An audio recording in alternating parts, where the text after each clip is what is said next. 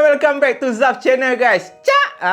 Kita masih lagi penuh keceriaan dalam malam puaka. Apa khabar semua geng yang puaka? Korang berada dalam keadaan sihat dan ceria-ceria selalu. Yang mana baru lagi jumpa Zaf Channel ni, aku nak ucap terima kasih banyak-banyak. Dan kalau korang sudi, korang boleh tekan button subscribe dan juga butang loceng tu supaya setiap kali aku upload video baru, korang akan dapat tahu guys. Sebelum aku mulakan kisah pada malam ni, jangan lupa tekan button like tu awal-awal. Sebab Zaf perasan lah view punya lah ramai, tetapi tak ramai yang like. Sedih Zaf dengan Kak Ram kan. Kenapalah korang tak tekan button like tu, padahal benda free je. Okey, dah tak nak buang masa dah. Kisah pada malam ni agak berat sedikit guys. Ada aksi-aksi yang ganas dan ada aksi-aksi yang amat menyedihkan. Jadi kepada korang semua, aku nasihatkan awal-awal yang mana tengah tengok sambil makan Maggi ke, makan nasi ayam ke, asam pedas kepala beruk ke apa, korang habiskan awal-awal sebab nanti ada satu part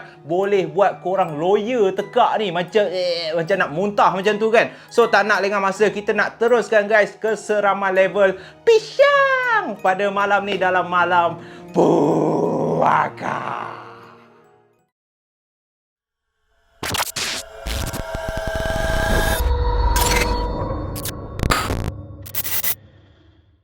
Kalau kita bercakap pasal cinta, cinta merupakan satu perkataan yang mudah diungkapkan. I love you, aku cinta di kau. I love you, sayangku, Intan Payung. Memang mudah kau nak ungkap, tetapi dia memberi maksud dan sesuatu yang cukup berat untuk korang bawa. Sebab percintaan ataupun cinta, kalau kita ambil perkataan cinta tu sendiri, dia boleh membuatkan seseorang tu daripada tak semangat jadi bersemangat. Contohnya, nak bekerja ni tak ada siapa sayang, tiba-tiba ada awet hot lalu I love you baby, terus tau, engkau kuat terus macam tu. Tetapi cinta juga boleh menghancurkan diri korang, terutamanya apabila engkau dah berkahwin, tiba-tiba engkau dapat tahu yang laki kau kahwin lain secara senyap-senyap. Selit juga nasihat kan.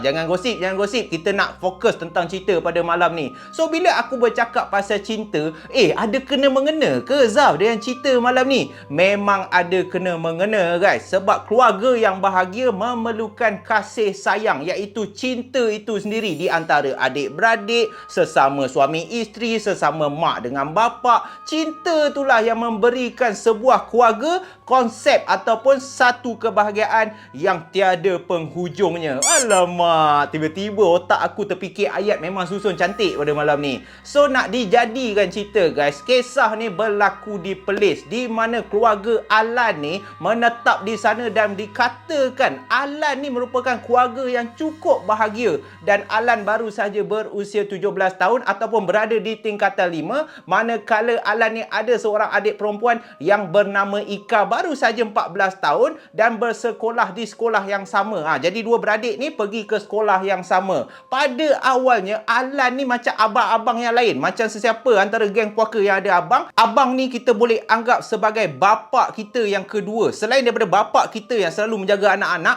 abang juga akan protect adik dia, akan memberi sepenuh kasih sayang. Apa saja yang Ika ni buat, kalau ada yang meresahkan adik dia, Alan ni lah yang akan cuba menenangkan. Orang cakap Alan ni boleh dikatakan ketua keluarga jugalah selain daripada bapa si Alan ni. Tetapi segalanya berubah guys. Allahu Akbar. Disebabkan apa? Macam yang aku cakap tadi, disebabkan cintalah Alan berubah. Alan sewaktu dia berada di tingkatan 3, sewaktu umur 15 tahun, dia telah mempunyai seorang kekasih hati. Dekat sekolah tu dia dah jumpa dah seorang perempuan yang boleh menaikkan semangat dia untuk belajar, untuk lebih berusaha dengan kuat. Dan sampai saja usia Alan 17 tahun, iaitu selama 2 tahun hubungan diorang ni okey sahaja, tiba-tiba girlfriend si Alan yang bernama Ziana ni minta putus. Adalah berlaku pergaduhan sedikit, lalu Alan dengan Ziana ni pun putus. Dan sejak daripada itulah adik si Alan iaitu Ika ni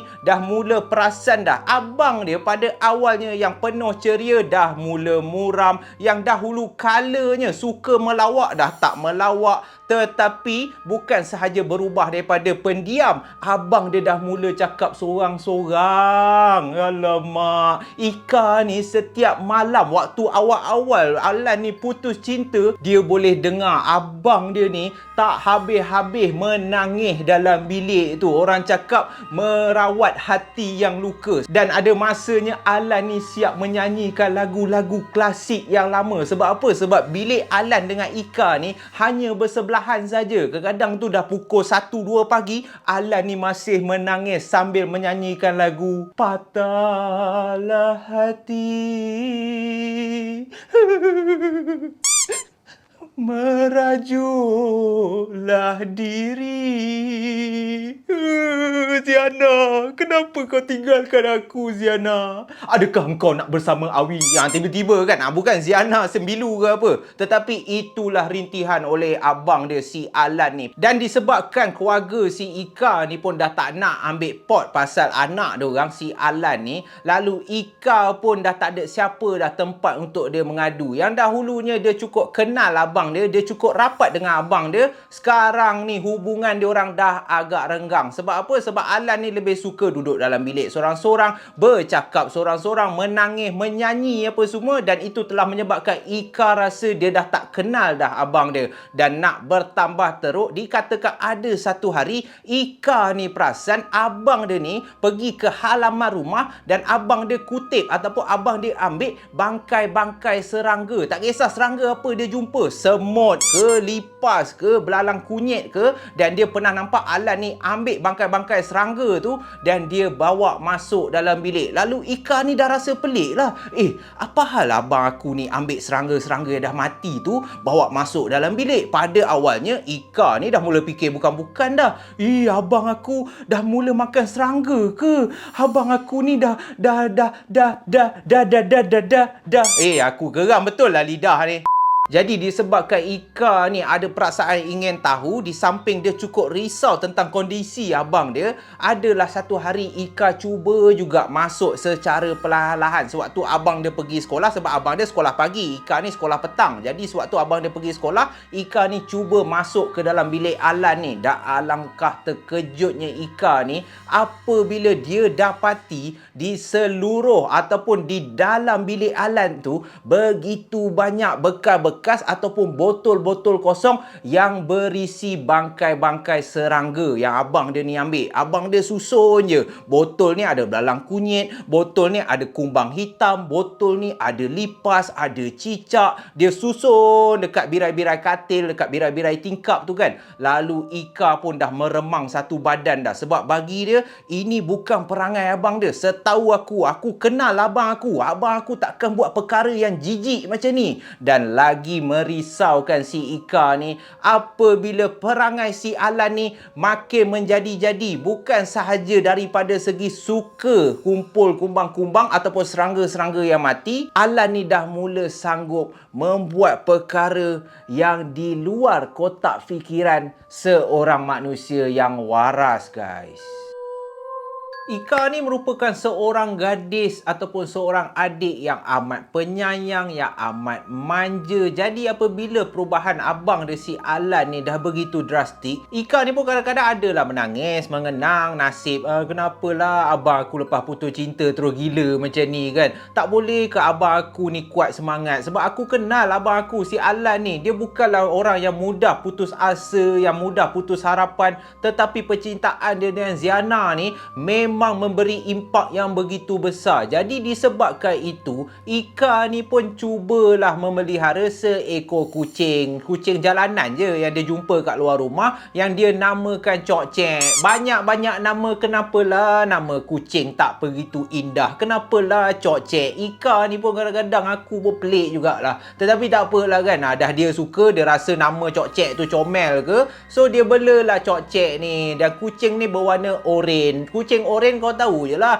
perangai pun bukan senonoh sangat. Kucing gemuk macam tu. Dan kucing ni lah yang menjadi peneman si Ika ni. Barulah Ika ni kembali ceria balik. Tapi tak lama guys, selepas 2 minggu Ika ni dah bela Cok Cek ni. Cok Cek ni selalu tidur dengan dia, selalu bermain dengan Ika ni. Tapi adalah satu hari dikatakan Ika ni balik sahaja sekolah pada petang tu, dia pun carilah kucing kesayangan dia yang bernama Cok Cek ni. Pada awalnya kucing dia ni selalunya berada di sekitar rumah. Dia panggil Cok Cek, Cok Cek, sini baby, sini dekat mak baby. Tetapi Cok Cek ni tak sahut pun, dia tak dengar pun. Dalam hati si Ika ni dia dah mula fikir bukan-bukan dah.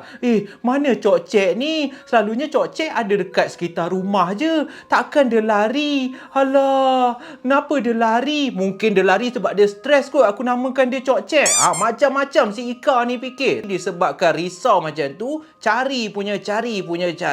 Dan Ika pun pergilah dekat belakang rumah. Bila dah sampai kat belakang rumah tu guys, alangkah terkejutnya si Ika ni. Alangkah gugurnya hati dia, hancurnya hati dia sebab dia nampak Cok Cek dalam keadaan berlumuran darah, dah terbaring dah dekat kawasan semak-semak tu. Lalu Ika pun berlari begitu pantas untuk mendapatkan kucing kesayangan dia. Beberapa kali air mata Ika ni berjujuran. Dia cuba kejutkan si Cok Cek ni. Cok Cek, what happened to you? Kenapa Cok Cek? Kenapa Cok Cek tinggalkan mami? Speaking juga Mat. Janganlah macam ni. Dan dalam sedih-sedih tu, Ika perasan tangan dia yang penuh dengan darah ni. Bila dia tengok mayat pula, bila dia tengok bangkai si Cok Cek ni, dia rasa pelik. Sebab Cok Cek ni bukan mati di baham anjing ke, bukan mati di baham serigala ke, tetapi seakan-akan dibunuh. Memang sengaja ada orang yang bunuh Cok Cek ni. Sebab bila dia tengok bangkai Cok Cek, perut Cok Cek seakan-akan telah dibelah dan usus-usus dalam perut tu dah dibawa keluar. Lalu Ika pun bila dah menangis macam tu, mula timbul perasaan yang teramat marah. Dalam hati dia dah tahu dah, ini mesti kerja mangkuk ayun abang aku ni. Mesti abang aku punya kerja. Sampai hati dia, kenapa abang aku sanggup bunuh Cok Cek kesayangan aku? Apa yang Cok Cek buat? Lalu Ika ni pun cepat-cepat masuk ke dalam rumah dia. Tak cerita panjang, mak bapak si Ika ni duduk kat ruang tamu pun, Ika ni selamba je, tak ada kasih salam, berdebar dia terajangnya pintu abang dia si Alan ni. Alan tak ada terkejut pun. Alan tengah baring dekat atas katil. Tiba-tiba bila nampak adik dia ni main masuk je bilik dia, Alan pun pandang si Ika ni sambil tersenyum. Lalu Ika ni dengan berjujuran air mata terus cakap kat abang dia, "Weh, Engkau melampau lah Alan. Aku tak pernah sangka kau sanggup buat Cok Cek macam tu." Tetapi Alan ni tak ada apa pun. Dia berdiri, dia rapatkan diri dia dekat Ika. Lalu dia boleh cakap kat Ika, "Aku buat apa dekat Cok Cek engkau?" Dan Ika pun cakap, "Engkau ni aku tak tahulah Alan. Melampau kau tahu tak? Orang lain pun patah hati juga. Tetapi tak adalah sampai membunuh, tak ada sampai menyeksa. Engkau ni manusia ke setan Aku tak pernah ada abang macam kau lah." Dan bila Ika cakap macam tu dekat Alan, alangkah terkejutnya si Ika ni apabila Alan ni secara perlahan rapatkan muka dia ke telinga Ika. Lalu Alan membisikkan sesuatu yang cukup menakutkan. "Ika, aku bunuh kucing kau sebab kawan aku lapar. Kawan aku dia nak makan daging. Takkanlah tak boleh aku bunuh Cok Cek engkau. Dah kawan aku nak makan daging, takkan aku nak bunuh engkau. Takkanlah aku nak kelar perut engkau kasih kawan aku makan." Bila Ika dengar macam tu engkau, ya Allah, Ika ni meliakkan mata dia, badan dia dah menggeletar dah. Dia dah tak tahu dah apa yang abang dia cakap. Dia dah tak tahu apa yang dia patut fikir. Kenapa abang aku cakap macam ni? Lalu Ika pun cepat-cepat berlari ke dalam bilik dia, lalu meratapi begitu sedih. Manakala mak bapak si Ika ni bila tengok adik dengan abang ni bergaduh, boleh relax je duduk tengok TV kan, seolah-olah macam biasa biasalah tu adik-beradik bergaduh bang. Kita tak payah ambil pot lah. Bapak dia pun, alah biasalah. Kita kan keluarga bahagia. Mangkuk ayun punya mak bapak. Ambil lah pot. Anak kau dah sebaru gila dah tu. Siap bunuh kucing kau tahu tak. Mak bapak ni pun, kalau aku jumpa, hey, I shoot the face. Speaking juga Zah pun kan. Geram aku. Sebab apa? Sebab keadaan si Alan ni sampai sanggup membunuh kucing milik adik dia. Dah lah kucing tu tak buat apa-apa salah kat dia. Tetapi abang dia ni seakan-akan dah hilang kewarasan. Dan lebih menakutkan apabila Ika ni terngiang-ngiang kembali apa yang diungkapkan oleh abang dia. Kasih kawan aku makan, kawan aku nak daging. Ika ni dalam sedih-sedih pun yang buat dia takut. Siapa kawan abang aku? Setahu aku, abang aku tak ada pun kawan yang pernah datang kat rumah ni. Kenapa dia nak makan daging kucing aku? Bodoh ke apa engkau ni nak makan kucing?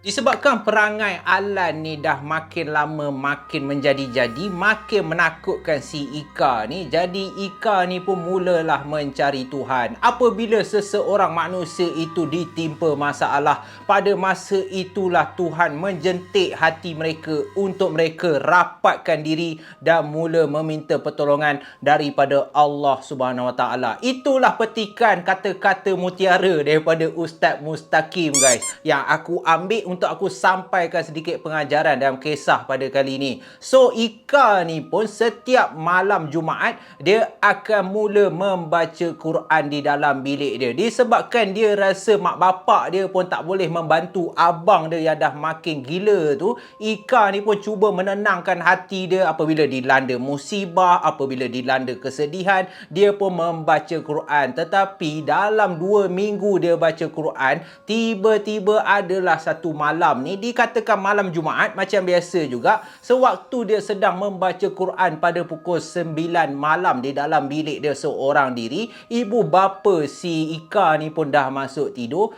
Tiba-tiba Ika ni dikejutkan dengan satu bunyi ketukan di pintu bilik dia.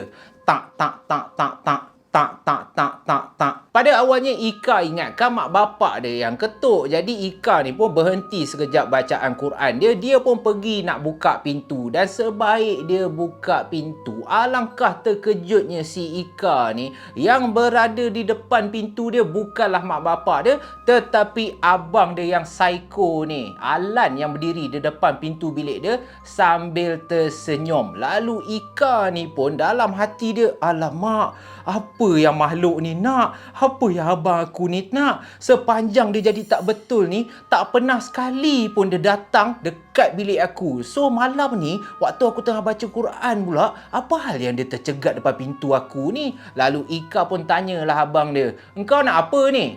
Kau nak apa? Lepas tu Alan pun tanyalah si Ika ni, Ika, kau buat apa dalam bilik Ika? Dan Ika ni panaslah, dia masih geram lagi sebab kat abang dia bunuh kucing kesayangan dia tu. Lalu Ika ni pun kau ajarlah sikit kat abang dia.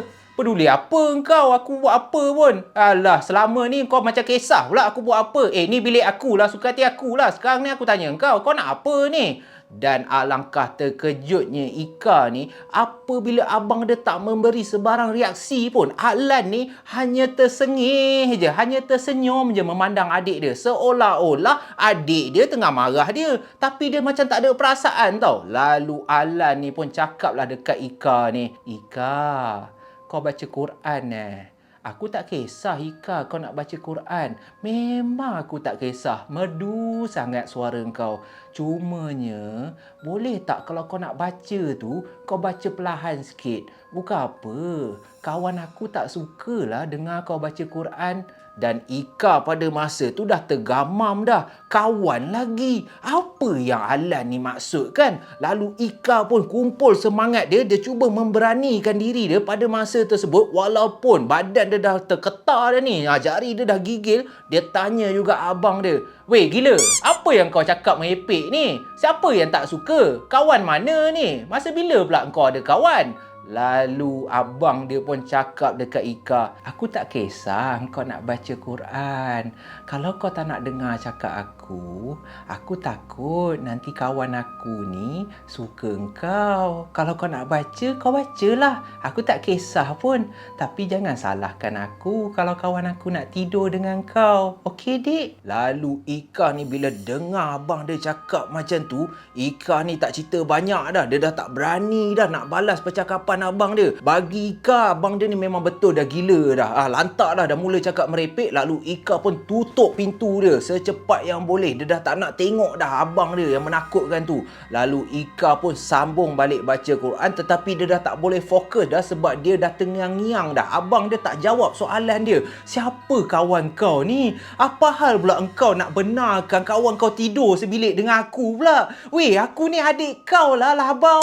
Kan Ika ni dah panas hati lah. So malam tu Ika tidur dengan tak lenanya. Hati Ika ni tak tenang. Dia tidur-tidur ayam je. Dan keesokan harinya mata dia bengkak-bengkak sebab dia teramat takut. Lagi-lagi pula apabila abang dia ni cakap yang kawan dia tak suka dia baca Quran. Kalau baca kuat-kuat nanti kawan dia teman tidur. Dan itulah persoalan yang kerap kali bermain dalam fikiran si Ika ni. Dia perlu mencari jawapan. Dia perlu ambil tahu siapakah kawan yang dimaksudkan oleh abang aku yang menakutkan ni, yang sanggup makan kucing, yang tak suka aku baca Quran. Lalu jawapan si Ika tu mula terjawab selepas sebulan kemudian berlakunya satu kejadian yang amat menakutkan dan membuatkan Ika ni hampir gila. Sama juga macam abang dia si Alan, sebab Ika tak pernah sangka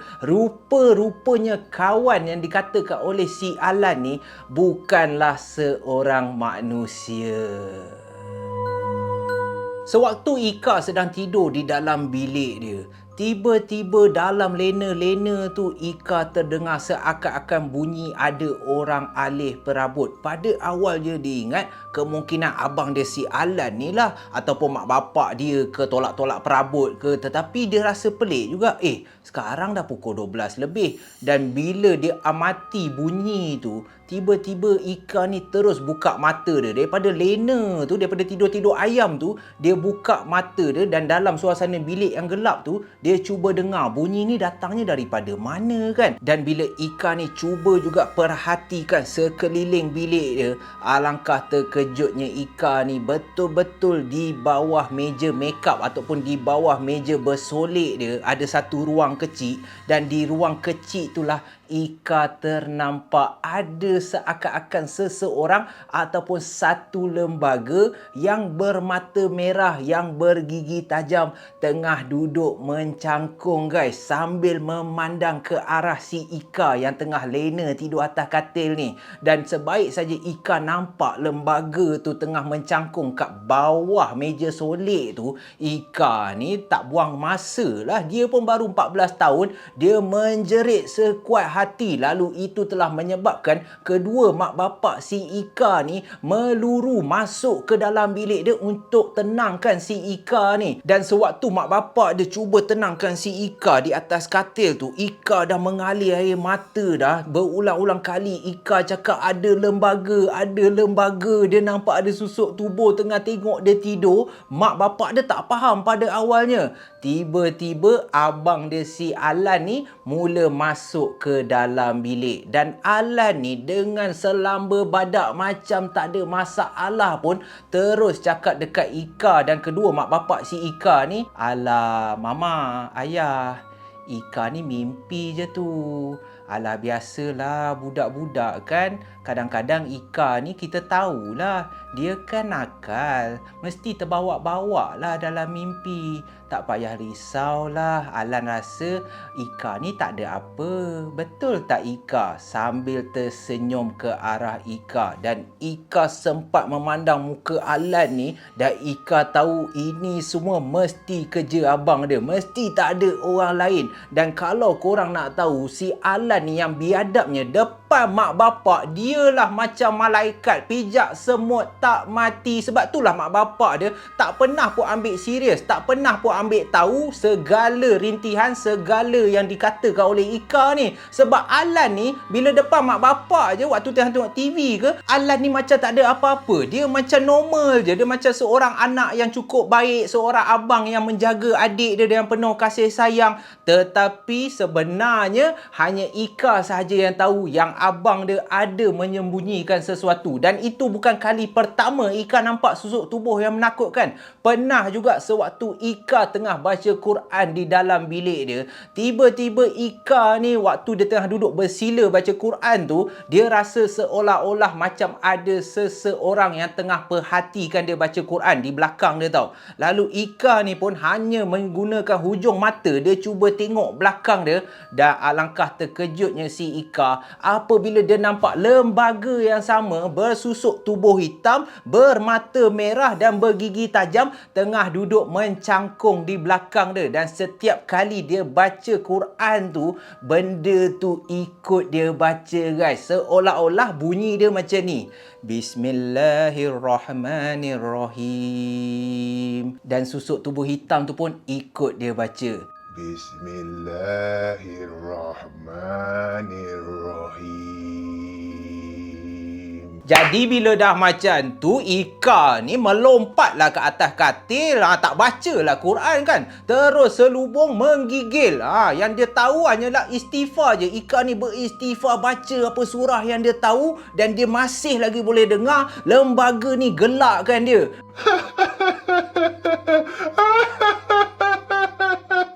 Ika.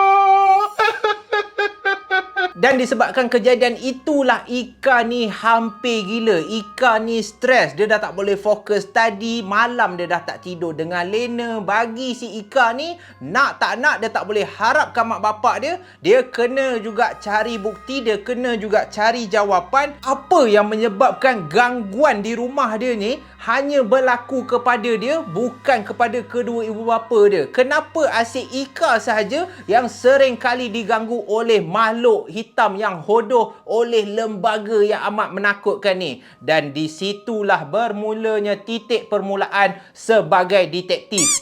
Detektif lah kononnya. Ika ni cuba ambil peluang, cuba juga mencari jawapan di dalam bilik Alan. Bagi si Ika ni, dia kena juga masuk bilik Alan buat terakhir kali dan mencari jawapan apa sebenarnya yang sedang berlaku. Sewaktu Alan pergi ke sekolah, inilah masa yang terbaik, inilah peluang yang terbaik untuk Ika ni mencari jawapan, untuk Ika ni membongkarkan segala yang dirahsiakan oleh abang dia si Alan ni. Lalu Ika pun secara senyap-senyap masuk ke dalam bilik Alan dan mencari di sekitar bilik tu. Di bawah katil, atas katil, dia selak semua cadar tu. Lepas tu dia cari pula kat meja belajar si Alan ni, dia cari juga ada tak dia jumpa apa-apa yang pelik. Okey, tak jumpa. Dan akhirnya sewaktu Ika buka almari si Alan ni, dia cuba cari-cari dan dalam almari tu ada satu laci. Dan bila Ika buka laci tu, alangkah terkejutnya si Ika, seakan-akan tidak percaya. Korang nak tahu tak apa yang si Ika ni jumpa?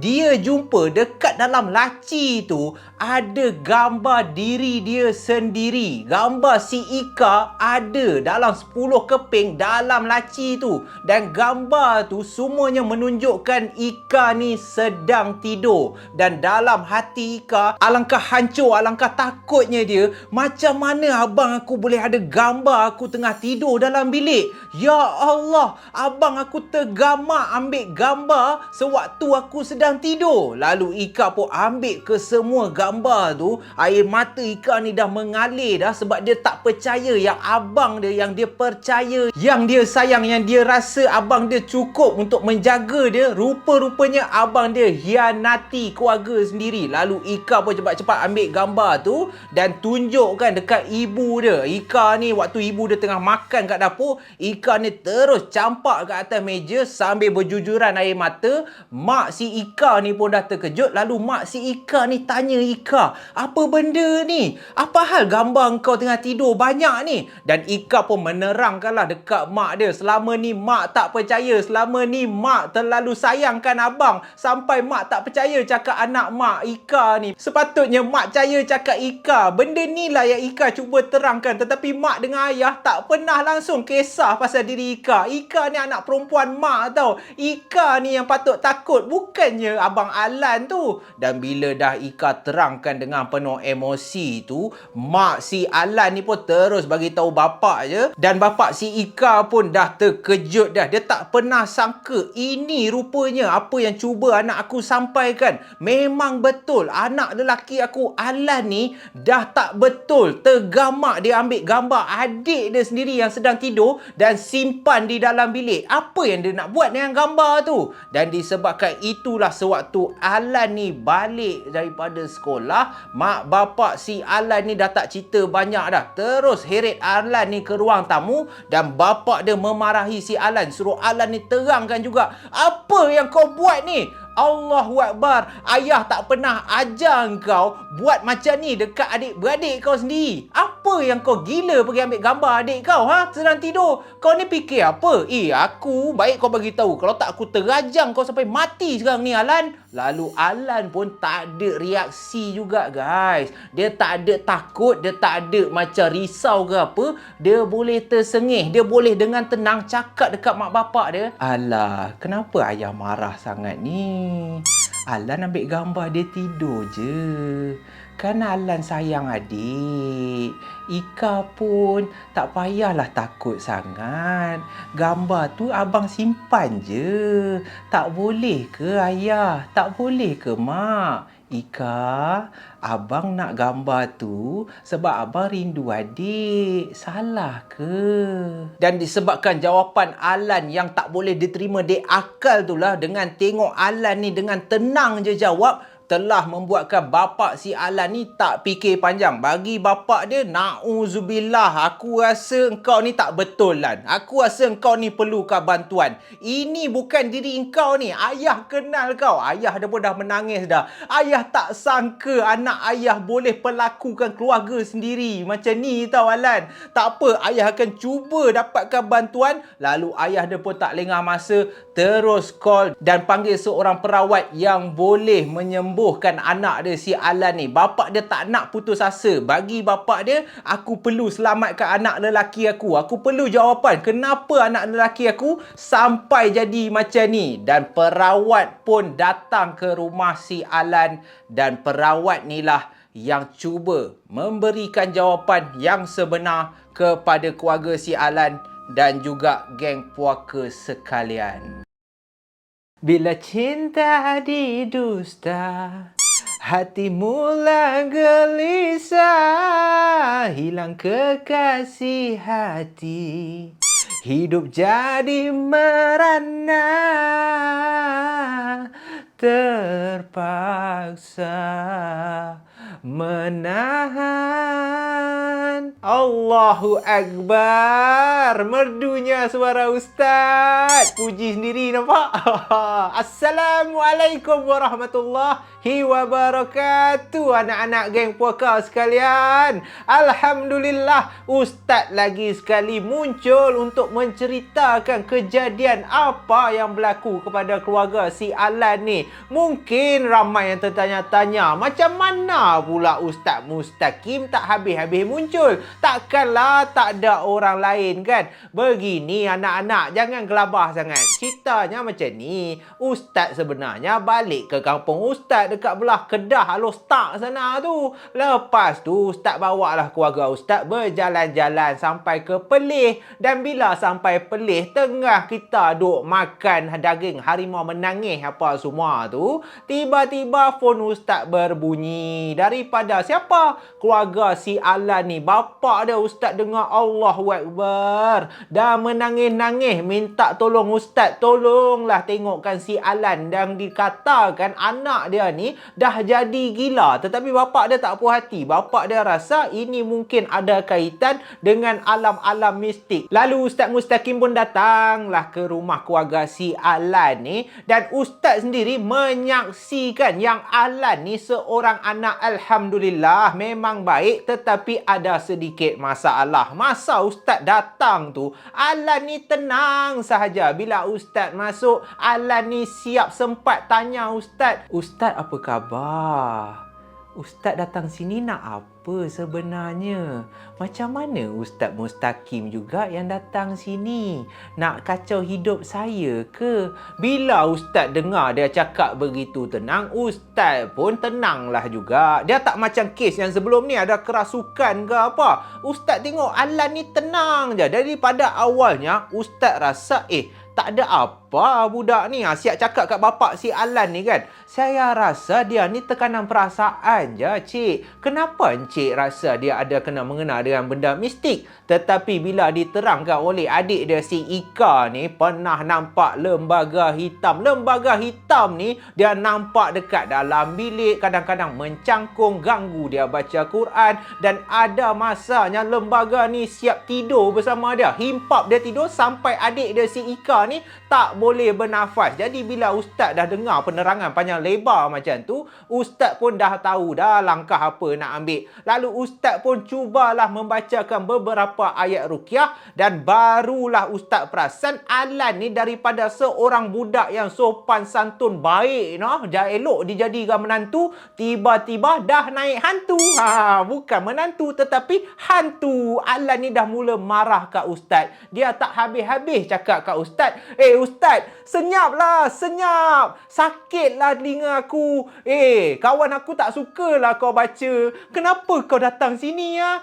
Aku tak boleh lah. Ustaz tengok badan si Alan ni, suara dia tak berubah. Tetapi badan dia ni duk gigil tau. Macam sejuk. Padahal Ustaz pada masa tu rumah dia ada yang tiba-tiba tak ada elektrik pula. Time tengah rawatan tu, Ustaz dah berpeluh-peluh. Tapi Ustaz tengok si Alan ni, dia gigil je. Sambil tu mata dia macam takut tau. Pandang sana, pandang sini. Lalu Ustaz pun tanyalah si Alan ni, "Adik Alan, awak hang ni yang duk gigil-gigil ni, apa yang hang takut? Cuba cerita kat Ustaz. Apa cerita? Kalau tak, nanti mudarat. Ustaz akan terus baca ayat ruqyah ni. Selagi hang tak jujur dengan keluarga hang, sakitlah hang akan dapat." Alan ni dia makin gelabah tau. Makin lama Ustaz baca ayat-ayat suci Al-Quran apa semua, Alan ni jadi tak tentu. Tak habis-habis dia akan cakap, "Kawan aku tak suka. Janganlah, jangan hancurkan. Jangan, nanti kawan aku lari. Nanti kawan aku lari." Dan bila dah macam tu setengah jam asyik ulang ayat yang sama aja, Ustaz pun dah naik menyampah kan. Ustaz ni nak datang sini nak berjalan-jalan. Ini dah makan masa Ustaz. Tidak boleh jadi. Lalu Ustaz pun teruskan dengan baca ayat-ayat yang panas, ayat kursi apa semua. Akhirnya barulah si Alan ni nampak lemah dan dia menangis sehabis yang boleh. Jadi Ustaz pun biar dia nangis dulu, barulah dia bagi tahu Ustaz cerita yang sebenarnya. Korang mesti nak tahu apa cerita kan? Jadi inilah penerangan daripada Alan, apa sebenarnya punca gangguan dan kenapa dia jadi macam tu. Kalau korang nak tahu, korang takkan percaya punya. Rupa-rupanya selepas Alan ni dikatakan putus cinta dengan kekasih hati, walaupun baru 17 tahun kan, Ustaz pun ada anak juga. Ingat kan, alah biasalah budak-budak. Tetapi mungkin cinta dia tu cinta lain macam. Lagi pula dikatakan Ziana ni merupakan perempuan yang cukup cantik, idaman setiap pelajar lah. Dan kebetulan Alan ni dapat. Jadi bila Ziana ni tinggalkan dia ada satu perasaan tak puas hati. Lalu dia telah buat satu perjanjian dengan satu jin yang dipanggilkan jin kadam. Perjanjian kadam cinta. Allahu Akbar. Budak 17 tahun pun dah pandai main sihir, dah pandai membelah kadam semua ni. Allah, Ustaz pantang betul lah. Pada masa tu Ustaz dah nak tumbuk dah muka dia. Tetapi nasib baiklah iman di dada Ustaz ni kuat. Lalu Ustaz biarkan dia terangkan semua benda. Dan kalau korang nak tahu, rupa-rupanya perjanjian kadam cinta ni si Alan ni buat buat untuk mendapatkan Ziana balik. Dia nak Ziana ni jatuh hati dekat dia. Tetapi bila dah bermain dengan jin ni, berat jadi dia. Sebab jin ni dia ada beberapa syarat. Syarat yang pertama, jin ni bagi tahu si Alan ni, kalau hang nak Ziana ni terpikat balik dengan hang, kalau hang nak dia datang dekat hang merayu-rayu balik, hang kena kasih aku makan. Sebab itulah dia kasih jin tu makan daging kucing. Allahu Akbar. Kesian Cok Cek tu. Tak pasal-pasal mati kau nak kasih apa? Nak kasih jin si Alan ni makan. Dan nak bertambah teruk, ini yang menyeramkan. Ini yang na'udzubillah akhir zaman punya orang buat kerja macam ni. Jin tu selain daripada nak makan daging, dia nak tubuh, dia nak satu perempuan untuk disetubuhi. Allahu Akbar. Pada awalnya jin tu dia cakap, kalau hang nak Ziana boleh, tetapi aku kena bersetubuh dulu dengan Ziana ni. Tetapi disebabkan Alan ni dia cukup sayang, dia cukup cinta kat Ziana ni, dia tak nak jin tu bersetubuh dengan Ziana. Tetapi siapa yang jadi mangsa? Tak lain tak bukan adik sendiri. Tergamak Alan ni. Ustaz sempat juga, sebab bila dah dengar macam tu, kita jadi geram kan. Ustaz lempang muka si Alan ni. Ustaz cakap kat dia, hang ni cukup biadab, hang ni kurang ajar betul lah. Kalau hang dah bersekutu dengan jin, hang tu dah teruk, tetapi hang sanggup biar jin tu nak bersetubuh dengan adik hang, nak makan adik hang hidup-hidup macam tu, hang ni lebih teruk daripada jin. Tolonglah ikut Ustaz, hang kena bertaubat bersungguh-sungguh, minta keampunan daripada Allah. Semata-mata hang nak girlfriend hang suka balik ke hang, hang sanggup jual adik hang kepada jin untuk disetubuhi. Sebab itulah hang ada gambar dia rupanya. Dan akhirnya segalanya terbongkar. Mak bapak si Alan ni dah menangis, adik dia dah menggigil dah. Sejak daripada hari tu, mak bapak dia terpaksa pisahkan Alan ni bersama keluarga dia. Alan dihantar terus ke Kuala Lumpur untuk menetap bersama pakcik depa. Dikatakan pakcik depa ni merupakan seorang yang kuat agama juga dan tinggal seorang. Jadi Alan terpaksa dihantar ke Kuala Lumpur supaya pakcik dia ni boleh kasih didikan agama sikit kat Alan ni. Dan yang paling penting, Ustaz nasihatkan untuk diorang selamatkan dulu anak perempuan diorang yang si Ika ni. Kalau tak silap-silap haruan makan anak. Kalau tak jin tu yang bersetubuh, Ustaz paling takut kalau Alan ni dah tak betul dirasuki oleh jin, takut dia sendiri pergi rogol adik dia. Allahu Akbar. Dan itulah rupa-rupanya apa yang menyebabkan si Alan ni hampir gila. Dan itulah jawapan kepada kesengsaraan keluarga si Alan yang dahulunya aman, tetapi disebabkan ikut hawa nafsu, sanggup buat perjanjian kadam cinta bersama jin. Alhamdulillah, nasib baiklah Ika ni tidak tergadai maruah dia. Allahu Akbar. Semoga kita semua boleh ambil iktibar pada cerita malam ni. Dan insya-Allah Ustaz doakan kepada semua yang menonton ni dimurahkan rezeki dan keluarga mereka dipelihara dan dirahmati oleh Allah Subhanahu wa taala. Assalamualaikum. Ustaz pergi dulu nah. Salam Jumaat. Salam satu Malaysia.